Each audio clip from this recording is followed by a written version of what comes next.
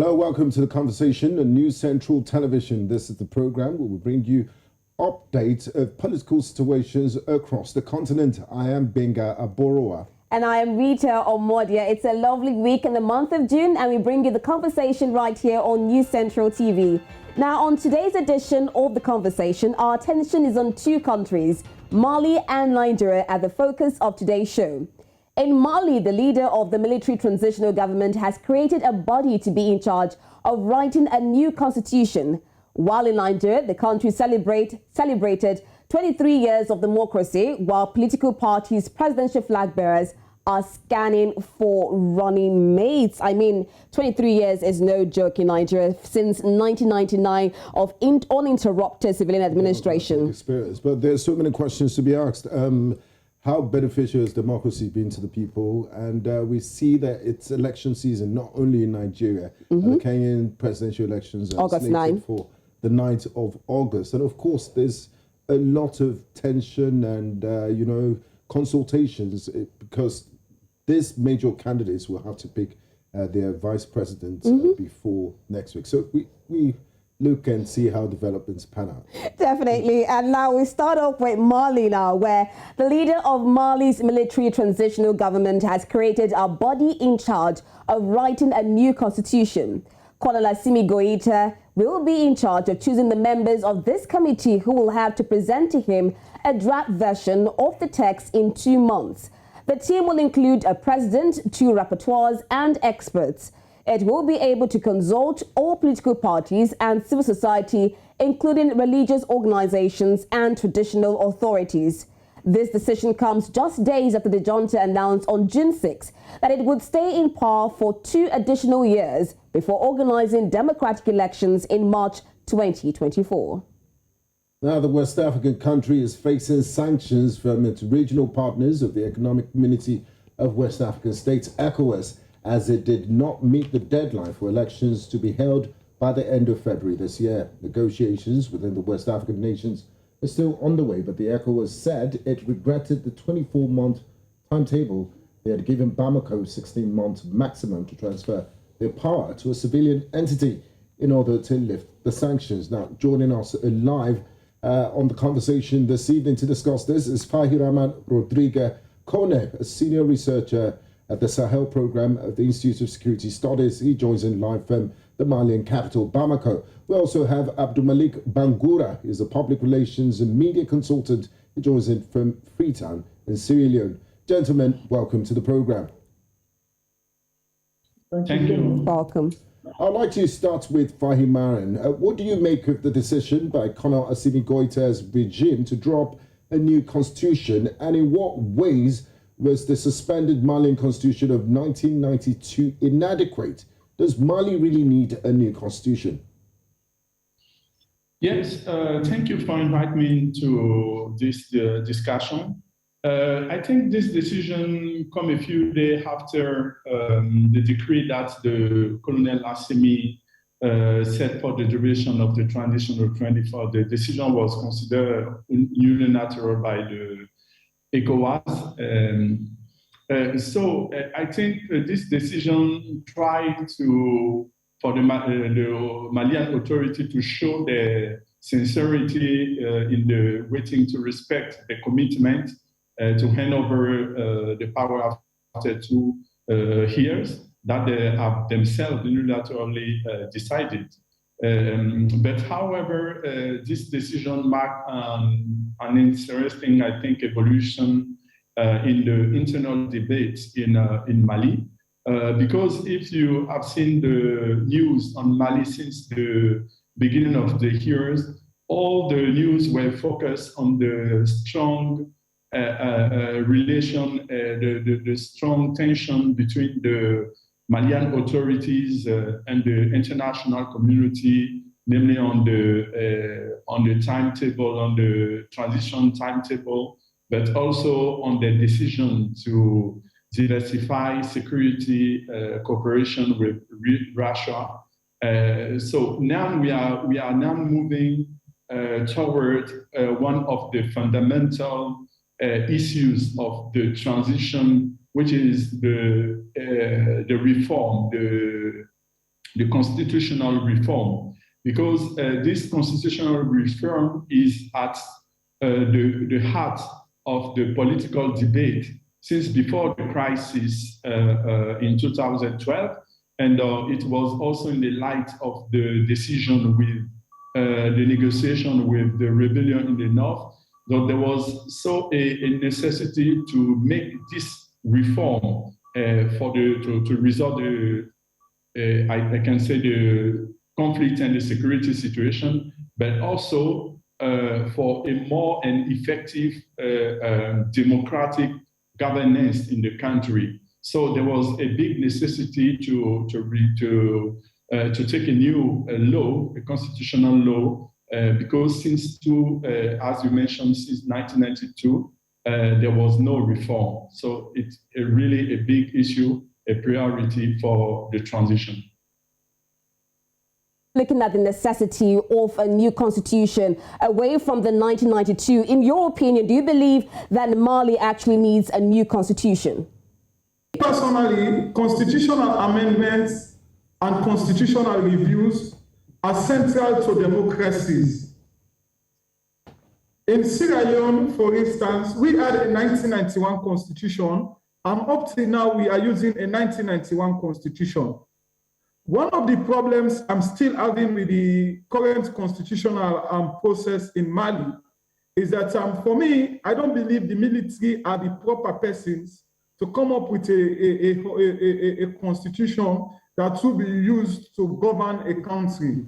Because basically, you know, in constitutional or administrative law, there are stages through which constitutions are adopted by countries. In a sense, I believe if the Malian Junta, we are very much genuine with regards to the constitutional amendment or the constitutional process, it will have been prudent for them to have allowed a parliament sitting to look at a constitutional review. So, Abdul Malik, hold your thoughts there. I would like to come in because you raised an issue that we need to trash. You said the military shouldn't be the one providing the constitution for the country. But this military government said that the constitution, the team responsible for drafting the constitution will include a president, 2 rapporteurs, and experts. So it's not Assimi Goïta and his friends that are sitting down to write this constitution. It's also it's experts in Mali. I also want to take you up on the question of the time. As a lawyer yourself and as someone familiar with constitutional processes, do you think 2 months is enough time for the drafting team to come up with a constitution, Abdul Malik? Okay, we seem to be having connectivity problems. I would like to direct that question to Fahiraman. Yeah, and to respond to what Abdul Malik said about those who are responsible for drafting the constitution, because it says this will be a military constitution. Do you? Yes. Yes. First of all, I think this is the good point, saying that the military are not the one who are really the good person to lead the process, but we have to remember that the crisis in Mali came after the failing of civilian government. There was many attempts to make constitutional reforms. Since 2015, there was no success for the civilian government to push for a constitutional reform. And yes, of course, it's difficult to see that military should lead the process. And one of the big problem of the current situation is that all the person who will be appointed for this body are designed, taken. It's a decree, so it means that it will be the colonel, the military who will choose the person to form the body. But all of them are civilian. And I think the main challenge of this current situation will be the openness of the process, is inclusivity, and also the capacity to take account all the differences, the opinion that should express And I'm not sure that we are in a political situation process where this consensual participatory approach will be efficient. Because now we are witnessing here in Mali is that the sovereignty and also I can say, a kind of populist posture of the military regimes is tends to close all the civic space. That will be the big problem. Okay, Fahiraman, while it's looking like the military is inching closer to elections, let's look at the back and forth between the ECOWAS and the military junta. Because just recently, the ruling junta announced a 24-month transition timetable to civil rule. However, ECOWAS had given a 60-month timetable. In their statement, when ECOWAS head of the body drafting constitution, it said it was disappointed because there are still negotiations in place. Now, do you feel that ECOWAS should take a step backwards if you look at the sanctions that have been placed on Mali and looking at the brunt it is having on the citizens? Now there is an urgent situation to take account. Now we are focusing on a kind of, I can say, tension between the ECOWAS, the regional bodies, and the Malian authorities. And in the middle, the Malian population, Malian people are not in the final aim of this debate. And this is seriously worrying. Because when you see the socio-economic situation is now getting worse. In this middle sanction of CDAO, we had this Ukraine and Russia conflict, yes, which directly impacts the fuel, the fuel price. And we are seeing more and more here in Bamako that the first goods necessity are raising. There is a kind of raising price, and this situation is really worrying. So it means that CDAO ECOWAS doesn't have to focus only on the sanction aiming, pushing the leaders of the transition to change. They have to take account the situation of the population. And for me, it's really necessary that they have to find a consensus. 16 months or 24 months, all these, for me, are rhetoric. They should be in the reality, in the fact, so that to come and help the people. And one thing we are not taking account now there is a kind of, there will be a hunger crisis in the region. The Sahel region is facing now dry season, and so it will have a big impact if we don't take account all these factors to now take urgent decision to stop I can say, the starving of the people. Thank you very much, Fahiraman. I'd like to bring in Abdul Malik. Abdul Malik, if you were listening to Fahiraman, he said ECOWAS should not focus on just getting the transition going. They should also pay attention to what the people on the ground want and the realities on the ground in Mali. Now, earlier in May, we saw massive demonstrations in support of Colonel Assimi Goïta's ruling junta and the condemnation of France and the West. Now, my question to you, Abdul Malik, is this. What's the current mood on the ground in Bamako and other cities? And just to note that in neighboring Guinea, the people came out to protest against the junta. So what's the situation in Mali? Is the honeymoon over, or does the ruling junta still enjoy massive support from the people? Sorry, let me come again. It's like I'm having minor itch on the network while it's being done. Like I was saying, I'm sorry if I'm saying what you have not asked. But so further, what I was explaining is that to me personally, the overthrowing, for instance, of President Boubacar Keïta was not an unconstitutional issue. It was not overthrown for infringing on the constitution of Mali. Mali already have a constitution. I believe if there was any reason for overturning or if the junta is really genuine with regards to returning to civilian rule, there is already a constitution in Mali. They should use that constitution and then allow a sitting parliament where the voices of the people, not the voices of the military junta or the selected few by the military junta who will just come and sit and draft a constitution. I believe it is the people who will vote in members of parliament, and these members of parliament will now set up a legislative committee, and this committee should be the committee to draft a new constitution, bring it to parliament, and then parliament will look at it. Then the constitution will be sent to the people again through a popular referendum. A constitution is not something you do through a committee that is set up just to oversee something. Let me give you an instance of what happened in Sierra Leone. In 1991, we had our 1991 constitution. But in 1992, there was a military coup. The military ruled between 1992 until 1996. In 1996, when the military wanted to hand over, after 4 years in governance, they were told that if you want to hand over, definitely we are going to use the 1991 constitution. It is not a military constitution that we are going to use to return to civilian rule. Absolutely not. And you know what the interesting thing about that 1991 constitution?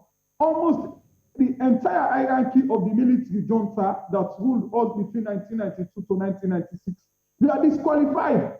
Because in our constitution, for you to contest for the position of a president, you must be 40 years and above. And the majority of those military juntas, we are in fact not even qualified to contest based on the 1991 constitution. They were forced. So when we use the 1991 constitution to conduct the 1996 election in Sierra Leone, you find out that all the military guys, they are disqualified. So all of them, they were underage, I guess. Even our current president, Julius Madabio, who in 1996 was a military leader, could not contest the 1996 presidential election because he was not 40 years by then. So you see, a constitution for me, like the lawyers will always say, he who comes to equity must come with clean hands. If a constitution is for the people, let the military junta conduct a general election with the current 1992 constitution of Mali after the election, and a civilian has been voted in by the people. That civilian government will now oversee a constitutional review process, which will be done in accordance with best practice. Because a constitution is not something you do just like that. You may need a referendum. All right, Abdul Malik, hold on that thought, because according to you now, you're saying that the military should first of all handle an election, then before a new constitution is drafted. Now, still looking at this really Junta administration for Fahiraman, now I'll bring back the question that Gbenga asked earlier. Now, does the military junta still enjoy popularity from the people? Because earlier in May, we saw a lot of support for the military and condemnation for France. Yes, it is difficult to measure now precisely the evolution of the opinion toward the junta.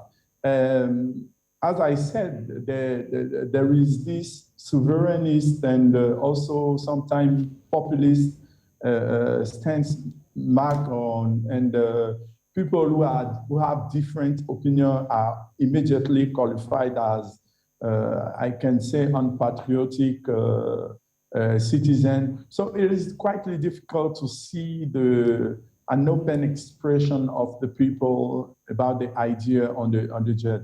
But that being said, a recent poll, opinion poll, showed that nine Malians out of 10 agree with the decision of the junta to diversify its island, namely making alliance with the Russia to improve the security situation. That means that the junta still have strong support inside the population, But at the same time, when you see how this opinion poll was was led, it was led only in the big towns, namely in Bamako. And we know that many of the security problems, the political situation is now in the rural spaces than in the urban places. Yes. And people in the urban places are more exposed to the official propaganda than the population inside the country. So it's quite difficult to have a precise measure of the popularity of the junta. Now, Fahiraman, I'm happy you mentioned the security situation. What is the current situation in Mali with regards to security following the departure of the French from Mali? Has it improved? We cannot say that the situation is getting better. No, not at all. You may have heard about those civilian massacres in the Mora region, also in the central Mali. There was also many, victims, civilian victims. And those following days, we are witnessing the return of Islamic states in the east of in the eastern in the border, the three border the three border region with Niger and Burkina Faso. There was massive killing, for example, last week. The situation is not, the security situation is not getting better, as officially the junta want also to show. And so it means that there is not because of the French have already gone, because the French have been in Mali for 9 years already, and they did not improve also the situation. I think the main question is the response, which is military driven, which is focused only on military solution. That is the problem. The root causes of the insecurity of the jihadi interaction is linked sometimes to local issues, to resources issues, to also long-standing history between communities. So there is the need to have a political approach also of the crisis. When I mean political approach, I mean a negotiation, including negotiation with a jihadist group, but also question of returning of an efficient state, a state which delivers basic needs to people, and also development. So there must be, yes, the military, but the military solution is not, won't come with the hand of this crisis. We must, it's important that political solution also be endured to have a durable treatment of the crisis. Now, when we're looking at the situation in Mali, especially socioeconomic and security, do you feel Mali is ready for the transition? And do you even think that the military junta will actually go through with this 24-month timetable? Abdul Malik, sorry, that question is directed to Abdul Malik. Come again, please, the question. All right. Earlier on, Fahiraman was looking at the security situation in Mali. Now, looking at that and the socioeconomic situations going on in Mali, now, do you think that Mali is ready for the transition, and will the military stick to this 24 months? The metrics of sticking to the 24 months, you mean? Yes. Well, for me, I personally don't see anything being achieved, because I'm a little bit pessimistic with the way the military junta is handling the situation in Mali. Because if you are looking at, for instance, the insecurity issue, it will have been prudent for any of us to have felt that the military will have been able to take absolute control of the insecurity issue in Mali. But nonetheless, we still have prevailing circumstances of what even prompted them to have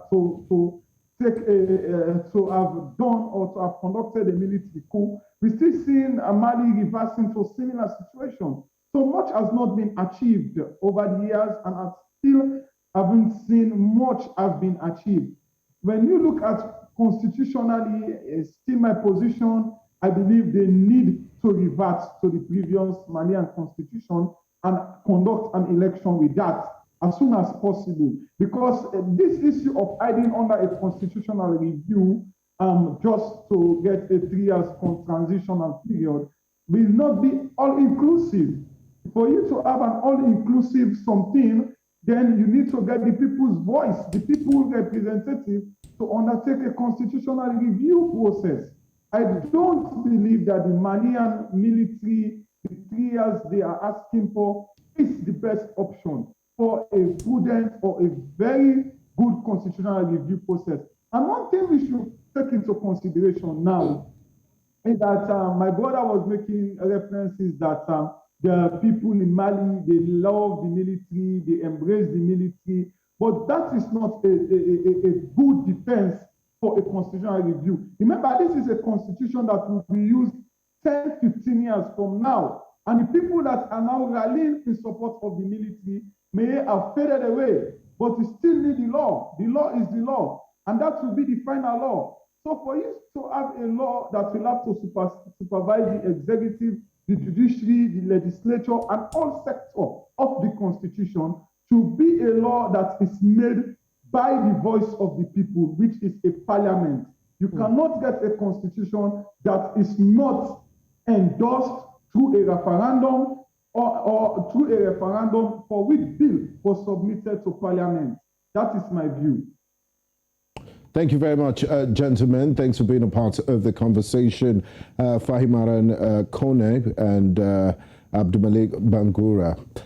You're watching The Conversation on News Central Television. We just finished our conversation talking about the proposed new constitution drawn by the military-led government of Colonel Assimi Goïta in Mali. We'll switch gears and move to Nigeria, where we discuss Nigeria's Democracy Day. 23 years of uninterrupted democratic experience. What does this mean, and what's the importance of democracy in Nigeria? We'll continue our discussion after this break. Stay with us.